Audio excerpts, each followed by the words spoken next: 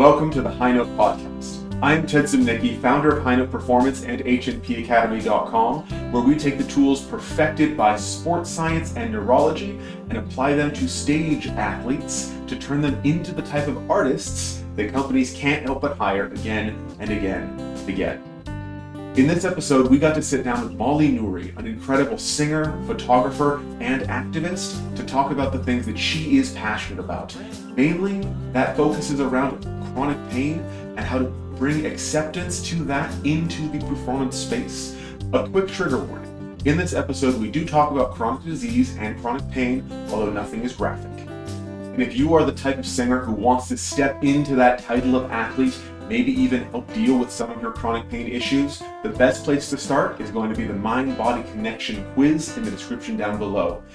Click that link and take the quiz and get a customized program so you know exactly what your next steps are.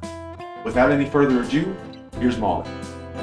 Welcome to the High Note Podcast. I am Ted Zimnicki, founder of High Note Performance and HNPacademy.com, where we bring the tools perfected by sports science and neurology to vocal artists and turn singers into the world-class athletes that companies want to hire again and again and again. Today with us, we have an incredible singer, influencer, teacher, photographer, and blogger, the one and only Noori. Molly, thank you so much for sitting down with us today. Thank you for having me, Ted. Appreciate it. Absolute pleasure. And so with so many different job titles and responsibilities, how do you respond when a stranger asks you that dreaded, "What do you do?" question? I have no idea. I mean, that's actually something I've thought about a lot because the photography is relatively new, the advocacy is relatively new. So I kind of just end up saying I'm an artist. That seems to summarize it pretty well. I'm also a mom, so I'm tired. That's the answer to the question. I'm tired from my career. What do you do? I'm tired from my career. I love that. That's great. Mm-hmm. Because you are an artist in multiple fronts. Most artists choose one-ish medium, like I'm only a musical artist. You are also a visual artist with photography. Yeah, and like I said, that is very new. Yeah. So one of the main reasons I'm here is to talk about invisible illness and my story and my history with being a singer with invisible illness, and doing advocacy for other singers who are struggling with similar issues. So this year is when a bunch of my symptoms kind of really started flaring up and causing vocal issues to the point where I felt like I needed to cancel my auditions, not accept offers I was given, and not sing. I put myself on vocal rest with the exception of teaching my studio, which I also had to cut down significantly because there was just so much going on and it was not clear what was causing it. Things like pain and vocal fatigue, and my voice would glitch. It would like cut in and out. So some kind of funky stuff, and we didn't know what was causing it. So I was like, okay, I'm not going to sing because I don't want to hurt myself. I don't know what's going on. So when that started in like September or August, September, I was like, well, I need to do something aside from teaching to have a creative outlet, to stay involved in the industry, and to do something positive so that I didn't so that it didn't become a negative spiral. And that's just how I had to handle it to stay sane. So I've always loved photography, so that happened. I'm like, I'm gonna get a camera, I'm gonna do this. I turned my studio, my voice studio, into a dual functioning photography studio. And was lucky enough to have Lyric Opera of Orange County bring me in as their photographer. So I've gotten to do a bunch of cool stuff with that. So that kind of, the photography thing kind of took off. So that's been an awesome outlet, and a thing where I can overlap the music industry with it, and I can save my voice while I do it. So that's been awesome. Yeah, awesome. Friend of the podcast, Diana Farrell over there at Lyric Opera Orange County, just being awesome for sure. And so you are, of course, very vocal about your struggle with chronic illness. can we talk a little bit more about your experience with it and the Yeah. advocacy that you're doing now? Yeah. Um, uh, where to start? So you want a rundown of like the history? Sure. So, I have a lot of different stuff going on. And the mental health side of it started when I was like 4. Mm, Um, there's blog posts I've done that go into more detail and like really chronicleize everything. If you're interested in that, that's out there. But so a lot of people believe that fibromyalgia, which is one of the things I have, and some of those chronic pain illnesses stem from rough childhoods or illnesses when you're younger or just a really really stressful environment as a child, and then if that continues into to adulthood, those things tend to be a trend for people with chronic illness and chronic pain and those kind of syndromes. So I started having anxiety and OCD when I was 4, mm, and remember those first symptoms really, really vividly. And that kind of progressed um, into my adulthood, and it's shifted as I've gotten older and as my brain has developed and all that kind of stuff. But my dad got really sick when I was about 6 or 7. And he remained sick my whole adult life until he passed away when I was 22. So having illness kind of present in my life has always been a thing, and it's something that I've always been comfortable talking about because I grew up with that. mm, So it's kind of normal to me, right? Um, so I think that's one of the reasons I'm so cool with being open about it. Because I'm used to it, but also because I've seen the positive impact that being so vocal about something so personal can have on people. If I hadn't been able to talk about my dad being sick, or if it had been like a hush hush, we don't want to upset anyone kind of situation, that would have been far more traumatic, I think.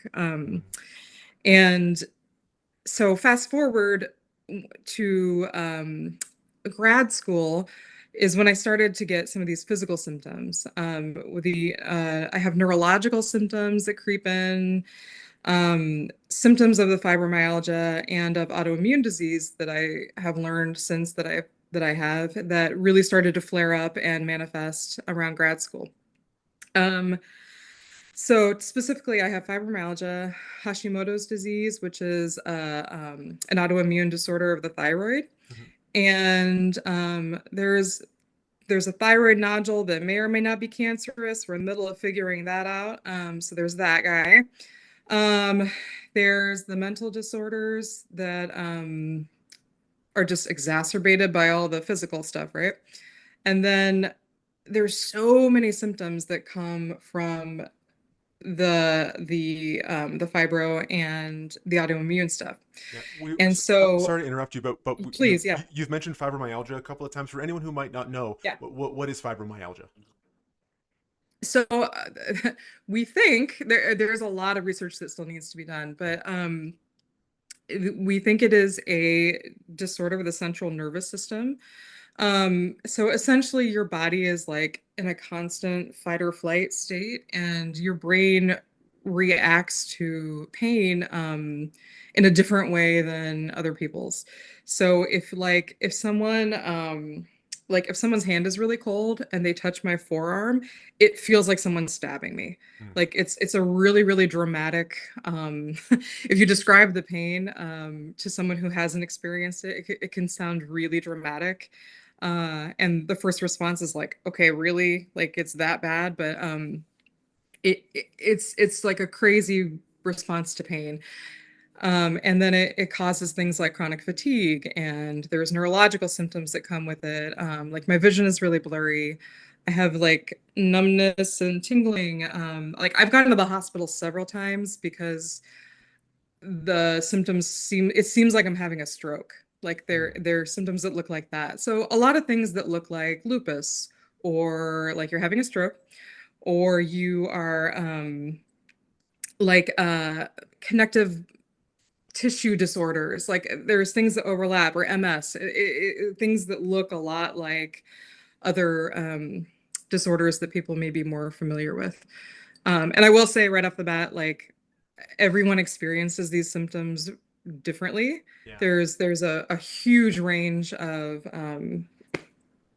if you ask someone with fibromyalgia or any it's not an autoimmune disease, but if you ask someone with autoimmune disease as well, they'll give you a whole variety of answers to how they're affected by it. So I think it's that's one of the things that makes this a difficult subject to talk about sometimes, is because everyone's experience is so radically different with it. yeah. And one of the cleanest definitions of fibro that I've seen, let me know if this lines up with your experience, is that Mhm. it's just kind of a non-specified pain disorder. Like it just sort of, sometimes your body just hurts for reasons that seem unpredictable. Yeah. And unpredictable is definitely an important word because you could wake up one day feeling good. Like there's been several days where I woke up and I'm like, okay, I'm good. There's like maybe I don't have fibromyalgia. Maybe it was a weird like Hmm. muscle spasm that lasted for months. And then you're like, yay. And then the next day you're like, oh shit, no, it's back. So it's definitely unpredictable. And the way it affects you is unpredictable. It's not always pain in the same location, and it's not always the same kind of pain. And sometimes it'll spark a flare up in your autoimmune stuff. Sometimes it doesn't. Sometimes it's manageable. Sometimes you need to cancel something. So, yeah, Yeah. it's fun. Well, and I'm so glad that you're here and that we're having a conversation about chronic pain and chronic illness, because so many of the people that we work with here at High Note have chronic pain but almost feel shame around it before Yeah. they can come out with it. So thank you for the work that you're doing. Tell us a little bit about the main outlet that you have for your advocacy that I've seen, at least. Yeah, the main outlet is called the Chronicled Voice, and that is it's my blog page, but it's also a platform that was designed for singers with invisible illness to have a place, a safe space to be able to talk about this. Because, like you just said, it's people feel so much shame and weirdness and fear when they feel like they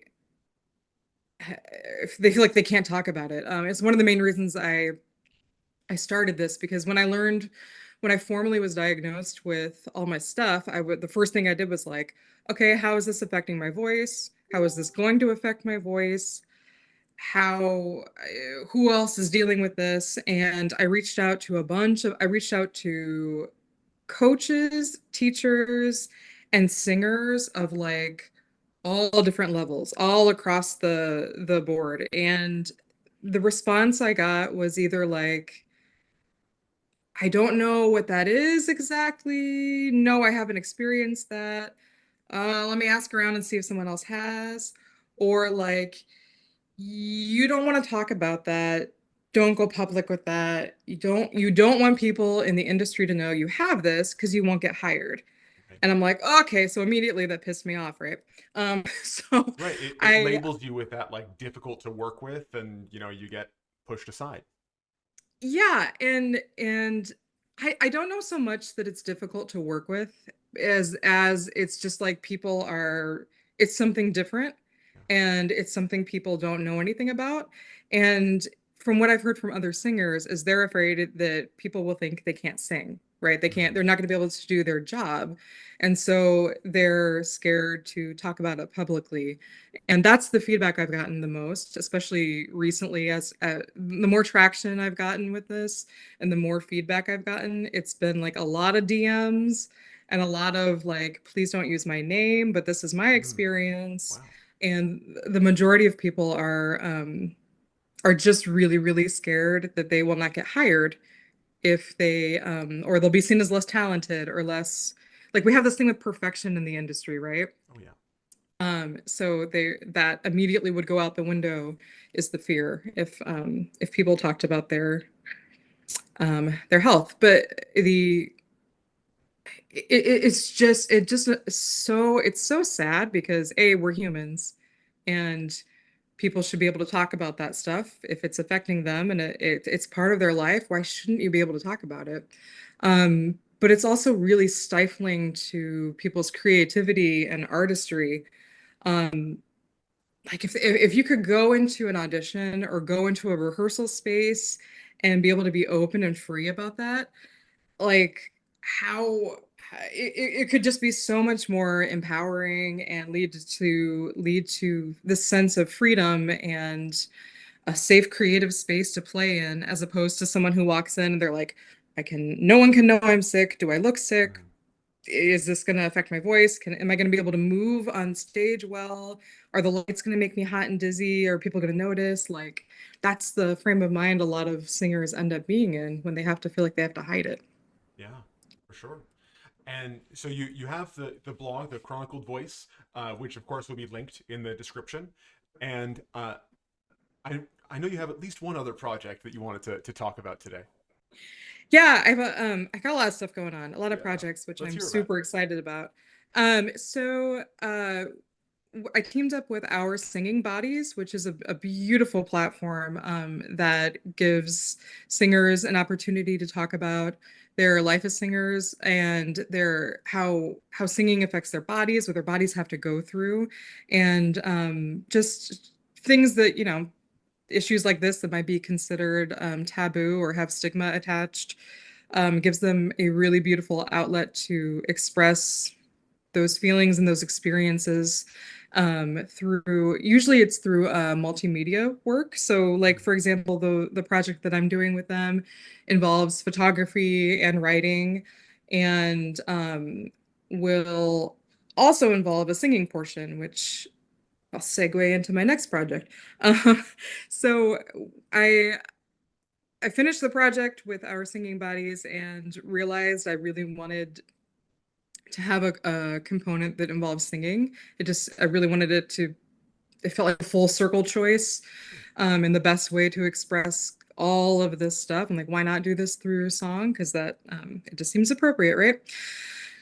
So I commissioned four wonderful composers to team up and write a song cycle of sorts. Let's call it a catalog of songs. I don't think it's going to be a traditional song cycle, but it's going to be a full album of pieces that just highlight not only chronic illness, but other issues that I've had to face in the industry.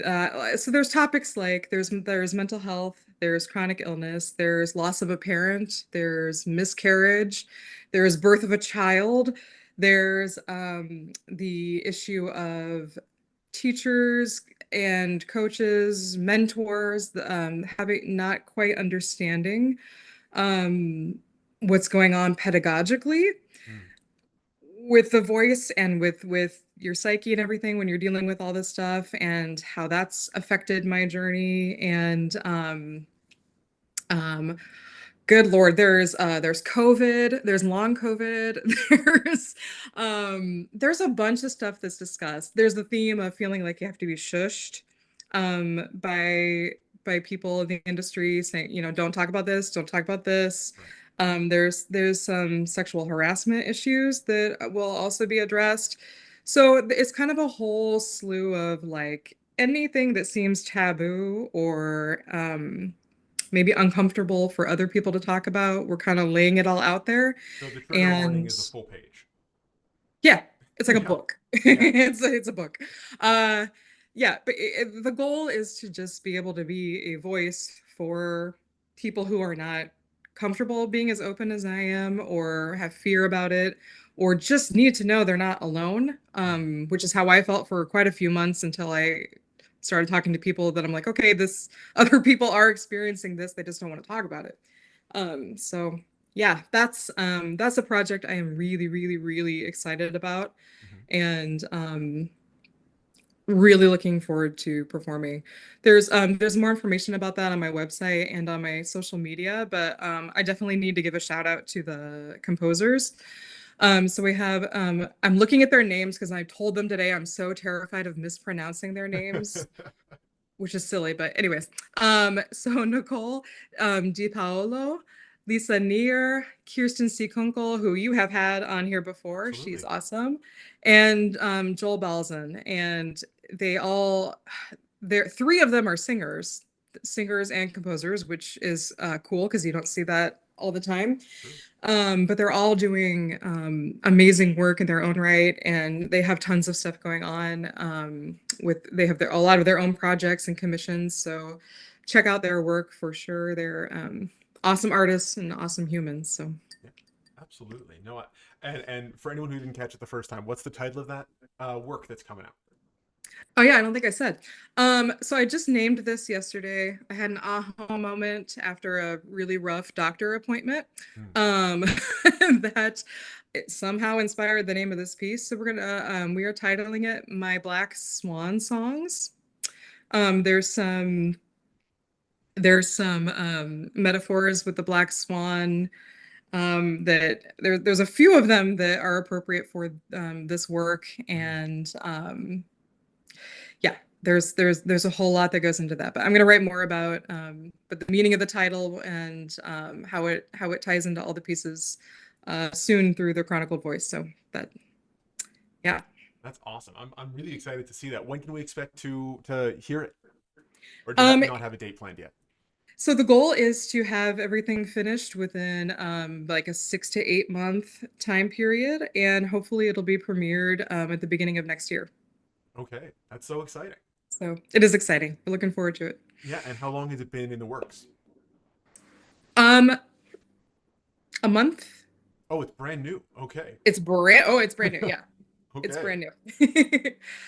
Wow, that's so cool putting together a song catalog like that covers so many different issues. I'm sure that'll be valuable for people to be able to see their struggles uh, displayed for I hope themselves. so. Yeah. I hope so. That's the goal, and we're also hoping it's universal enough. Like these are very personal stories. They're my personal accounts, but we're hoping it's universal enough where other singers will relate to it and want to sing it as well. Yeah. Yeah. So going one step further, you're doing all of this incredible advocacy and really lowering the stigma. Is that how you would phrase it as well around talking about these issues? Yeah, that's the goal. Yeah. That's, What's some of the advice that you might give a young singer who thinks they might be struggling with some of the things that you talk about? that's a great question. I so education is a really really a big piece of this, and I'm hesitating right now because there's so many layers to it, and there's so many steps that need to happen. So like, okay, if you are a young singer and you're noticing you've got some stuff going on, you don't think it's technique related, not only technique related, Hmm. and you go to your doctor and you're like, hey, something funky is going on, let's check this out. You have to assume that they are going to do the exact blood work you need done, the exact random tests, because there's like doing just regular blood workup won't show some of this stuff, right? And then you have to assume that it'll show up in those random tests because sometimes it doesn't. Sometimes it takes years for it to actually um, show up if we're talking about the autoimmune stuff. Hmm. So you have to assume like the doctor's going to be on the same page. The doctor's going to give you clear answers in a timely manner, and you have to assume that the doctor is going to know how all of that is going to affect your voice. And if all of those things happen, it would be a miracle. Hmm. it's Especially on the it's first like try. oh my God, no, right. And if you're a young singer, you have to assume you know how your voice works, right? I mean, there's like sometimes you just really don't understand your body until you're a lot older. Even And then, like you no, right? Well, because yeah. you're constantly changing, and I don't need to tell you that you understand all this, but it's and as singers, we know your body sometimes feels different every single day. So it's really, really challenging. So like that's the medical side of it. But then you have to be able to like if you go to your teacher, you have to be able to say, hey, I have this. This is affecting me this way. And then you got to hope the teacher is going to be open enough to maybe ask you some more questions about it, right? Like if you have a good teacher, they should be asking you questions and they should be listening to you and they should be trusting that what you're saying is true. Hmm. A lot of teachers, if they don't have experience with autoimmune disease or invisible illness, something that is not taught in school and something that they can't see, they might be weird about it or hesitant about it or dismissive about it, right? And there's a lot of different reasons for those reactions, but so you have to assume the teacher's going to ask the right questions and they're going to listen and then they're going to have to know how to address it pedagogically, and like those are a lot of things that have to line up correctly for to have an awesome, clear, open educational conversation that leads to answers for that student. Yeah. And that's probably not going to happen. So to answer your question, I think a young singer just needs to feel empowered to just be able to talk about what they are feeling in their body and be open about it and not afraid of whatever they're feeling being thought of as something wrong or wrong with their voice or them being labeled as someone who can't sing or difficult to work with or whatever. They need to feel empowered to be open and clear about it. And then they need to realize they are going to have to keep advocating for themselves in their voice studio, in a rehearsal environment, in a coaching, definitely in the doctor's office. And they're probably going to have to do a lot of their own research to understand how whatever they're feeling is affecting their voice. So it's a lot, but that's why I think being visible with this is so important because visibility will lead to these discussions and education. Yeah. What were some of the first steps that you took to get a diagnosis, to start getting the right tests, the right teachers, to start taking a little bit more agency in your own life in this way? Yeah. Um, so I didn't realize what was going on with me physically until like 2 years ago. After I had my little boy is Mm. almost 3, and after I had him, things started like really becoming like the physical symptoms were becoming overtly an issue. Like they were just piling up and things were changing, and I was like, okay, something is really, really different now. And I'm And sorry, you said that was about 3 years ago? yeah, Yeah. yeah. So um luckily, but I wasn't singing at that point. I was teaching. I took a period where I wasn't singing for a few years because of the health stuff. I had COVID Mm. for a long time. And the miscarriages in between there. So my body was taking a break.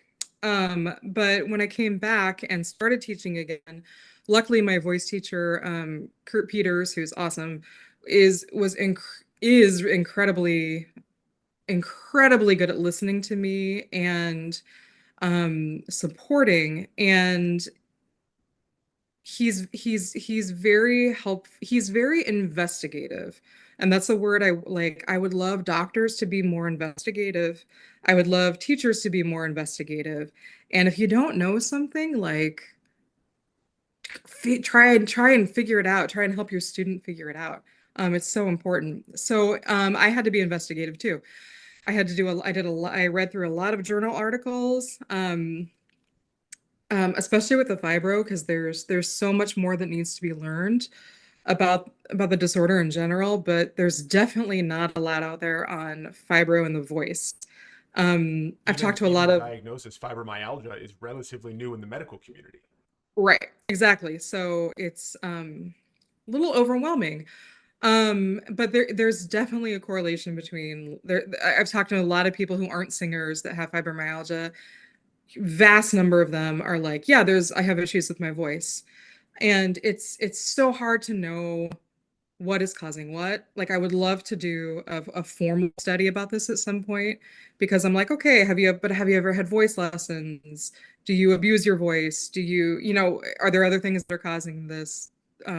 you to have voice issues, or is it that there's a neurological component to this, which is what some studies suggest. Mhm. So there's just so much to try and figure out. And then when you throw in autoimmune disease in the mix, and you've got you've got things triggering other things, it gets really, really complicated. So I've had to do a lot of research. I've had to talk to a lot of people. I've had to bug my specialists a lot. I'm really annoying sometimes because they just they usually you get passed off to another specialist pretty quickly. And they're like, oh, I think this sounds like their department. We're going to let them handle it. And you just get bounced around. And then they don't communicate with each other. Right. If anyone is listening who's had to deal with the medical system, you know, it can be extremely infuriating. And yeah, so a lot of advocacy and a lot of patience and a lot of just frustration, honestly. Yeah. But you got to be prepared to be tenacious. That's that's my So advice. I think I totally agree with you, but I think you had some really interesting word choice there, and I would love to see how you respond. You mentioned a little while ago that self advocacy is extremely important when we're dealing with issues like this, and I totally agree. But you also said that when you were advocating for yourself, you felt like you were being super annoying. Right? And Hmm. I think that the Venn diagram between self advocating and being annoying, or feeling like you're being annoying, um, for a lot of us people pleasing singers, Yeah, that Venn diagram is a circle, right? uh, I love that you pointed that out. Yeah, well, and that's my probably my anxiety, right? Or a portion of that, because there is there it's also so hard because okay, like if you go into a doctor appointment, I go in like defensive, right? And I know a lot of people feel this way too if it's not their first doctor visit. You go in, you're almost already pissed off because you know usually you don't get like you're not quite listened to. Like I've resorted to handing my doctors like visuals. I give them a chart of my symptoms, how it connects, like and a lot of other people do this too because you just don't get heard. So you go in like already kind of defensive, and then you're trying really hard to get your point across, and then you're like, I don't want to leave here again with you saying, okay, we'll check your blood again in 3 months. Like I want you to be more investigative. Let's try this out. But I think when you go in already kind of ramped up like that, it triggers your anxiety, right? And then when that is triggered, often you get this like you're like in advocacy mode, but that also brings out the like, oh, I'm sorry. Like it brings out both edges of the sword, and it's annoying to watch yourself go through that yeah. because you're like, don't be apologetic, don't do these things, but it's a weird place to be in. There's like, oh, there's a lot of emotions that go into it. And that I other singers have described to me, that's what they experience a lot in auditions or rehearsals. They have this double feeling of like, I'm going to be an artist, I'm going to be myself, I'm going to represent myself, but also like, sorry if I don't seem able-bodied today. Like, that's a lot of reaction I've gotten. Yeah, it's a difficult balance to strike. It almost feels paradoxical sometimes that you have to For have sure. equal amounts of both. You know, if you're Yeah, in the audition room or if you're in the doctor's office, you gotta sort of bring your A game, whatever that means, uh, great. no matter And what. sometimes you're just so tired that you just like you're like F it, right? Like you're I don't know. Can you cuss on this podcast? Yeah, Is fuck that it, whatever. yeah, fuck it, yeah. That's been This is my damn we've show. We'll say whatever the fuck we want. It's fine. thank you. No, but Those I might mean get that's a bleeps, phrase but I've whatever. We can used. say it. What'd you say? Those might get bleeps, but whatever. Oh, whatever. Um, yeah, it's there's a lot of days where that's kind of all I have the energy to say at the end of the day. So my daughter is also I'm gonna say this in case there's other singers out there who are parents who either have children that are sick or have children with special needs or um, children period. uh my daughter has the same autoimmune disorder I have, and she's also been diagnosed with fibromyalgia. Um, and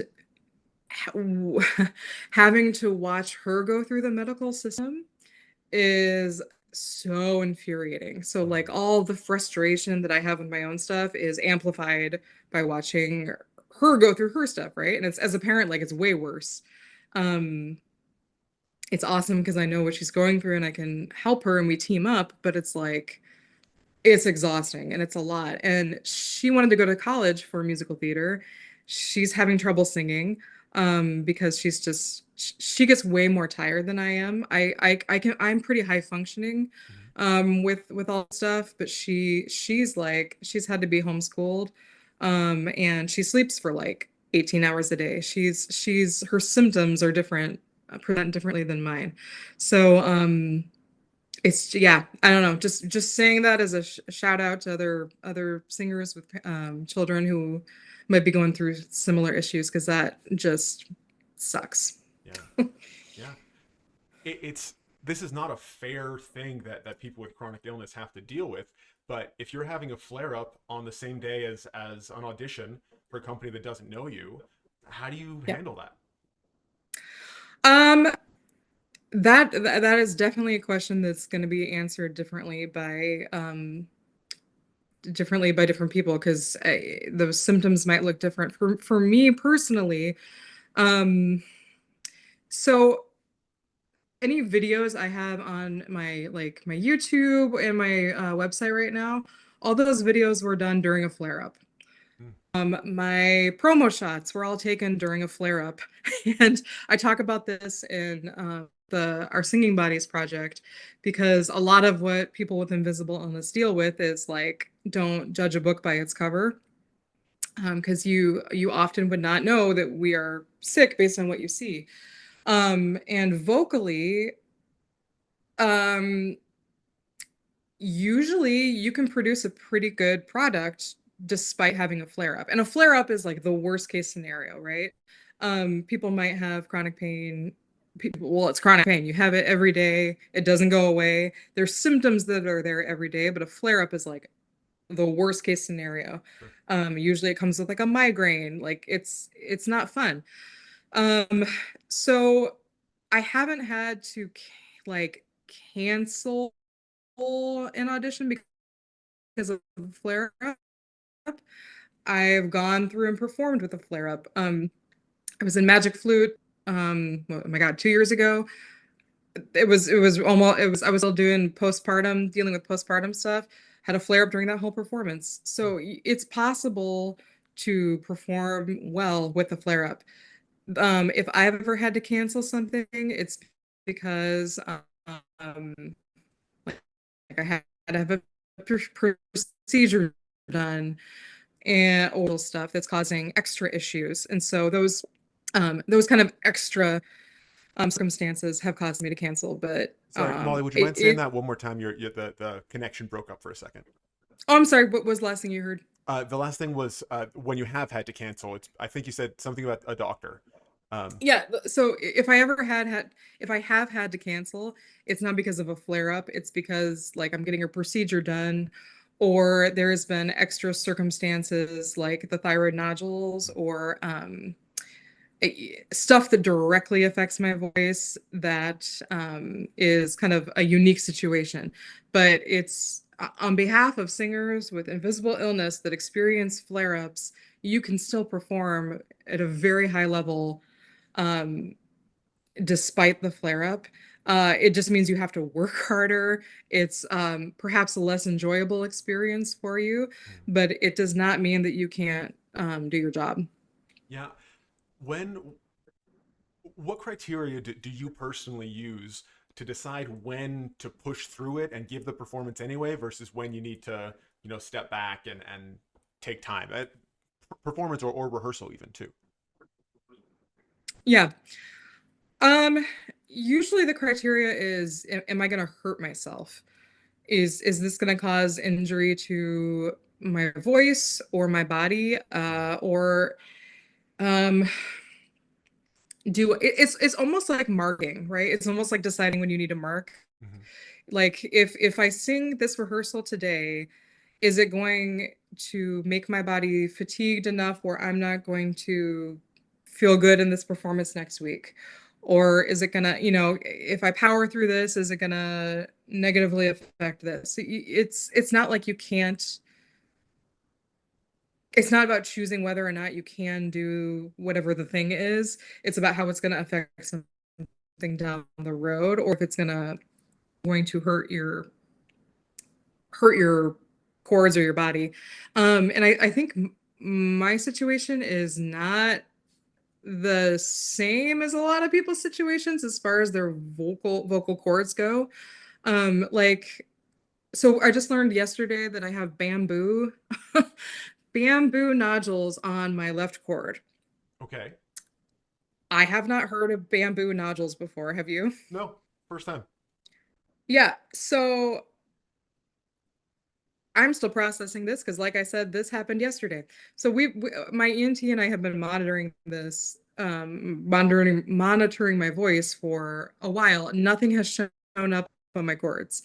Um, but there's been all these weird things where I'm trying to figure out, like, where is this vocal glitch coming from? Like sometimes, like, when I go to sing, it sounds like my retinoid function is weird. Hmm. Like my cords don't want to come together all the way sometimes, or they come apart rapidly. I at first attributed that to a recovery from a surgery I had, where they had to cut through my diaphragm, they had to cut through my abdominal muscles, and when I gave birth, they had to cut through my pelvic floor. So I was like, okay, maybe things are not coordinating right. Maybe it's an onset issue, a breath support issue.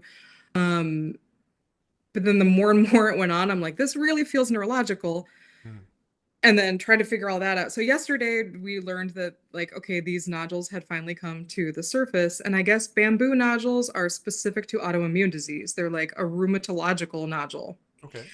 Um, so yeah, so they're gonna go in and inject steroids in there, and hopefully that takes care of it. But like, yay. uh so I guess that's another thing to say is, if you know you have autoimmune disease and you're having funky vocal stuff, keep an eye on your cords, which you should anyways, but just know that there's autoimmune specific nodules that can develop that are unique to autoimmune disease. Yeah. And I guess they are specifically related to rheumatoid arthritis and lupus and possibly Hashimoto's. So if you have those, but you're still struggling to get a diagnosis, there's some information. Yeah. Perfect. Perfect. Uh, so at the end of the day here, Molly, what are the career goals that you have? What problems would you like to work on or solve over the course of your career? My personal career goal is to just be able to sing freely, and by that I mean like free of the muscle tension, free of this, like, the confines I feel that I'm in, not out of fear to be open about the illness, but frustration that I feel from singing with the chronic illness, in the sense that I feel like I can't be artistic all the time, Hmm. or artistic in the way that I want to be. So that's my personal career goal. But if it's okay with you, can I share responses from other singers that I've Please, gotten please do. that would answer that question? Yes. Um, I have gotten a ton of responses to this question. My prompt was, what do you want the opera industry to know? If you could tell them anything without fear of consequence, what would you want them to know? Great. Sorry, could you say that one more And time? I got a The ton of connection responses. the connection broke again. Could you say that one more time? Yeah, sorry What's if the that's on prompt? my end. The prompt was, what would you want the opera industry to know? If you could say anything to them without fear of consequence. Um, what would you want them to know? And so singers with invisible illness responded with a ton of stuff. I'm gonna post a lot of these responses on the Chronicled Voice to open up discussion, because there were tons of them, but I'll read a couple. A 4-minute audition doesn't show you my strength. It doesn't show you my artistry or my work ethic. It doesn't show you what I overcome on a daily basis. The opera industry is incredibly ableist and discriminatory. Almost everyone I know who has a severe illness has chosen to keep it a secret in order to avoid discrimination. We have all had discriminatory experiences. I chose to keep my disability a secret because I want to be able to decide what I'm capable of. I don't want you to decide that for me based on your assumptions of my condition. People with chronic illness are not flaky. We are working our asses off, double or triple what is needed for a healthy person to appear healthy or be overprepared. We go the extra mile so that you don't have to know that we have chronic illness, because we are afraid you'll choose healthy, abled singers over us simply because of our health and your assumptions. These go on and on and on. And there's one interesting one I want to share here. Producing organizations bear the responsibility for the stigmatization of disability, illness, and injury in the opera industry. It has permeated down. Invisible disabilities are saturated with the fear that anything shy of the perfect illusion of robust health will result in being passed over. 25% of the population has a disability. I think it's higher than that. Yet only 6% of AGMA members reported having a disability in the 2022 member census, making it abundantly clear that performers with a disability are massively underrepresented in opera, and the barriers to entering the profession insurmountable. I think they had a typo, sorry.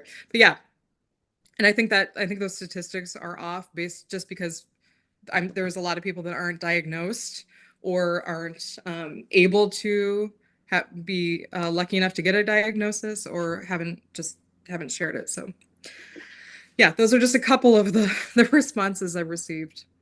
Yeah, no, are powerful for sure, and I'm sure you have a million more. We Yeah, just, you know, we're limited by time.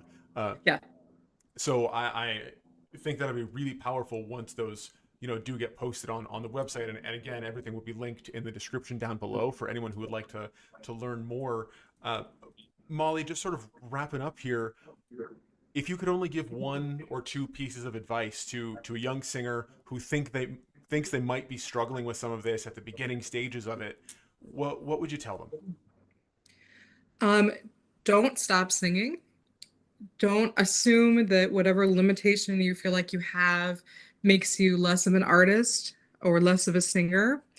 And know that your voice is worth being heard, whether you are having your best vocal day or you feel like you're a little off.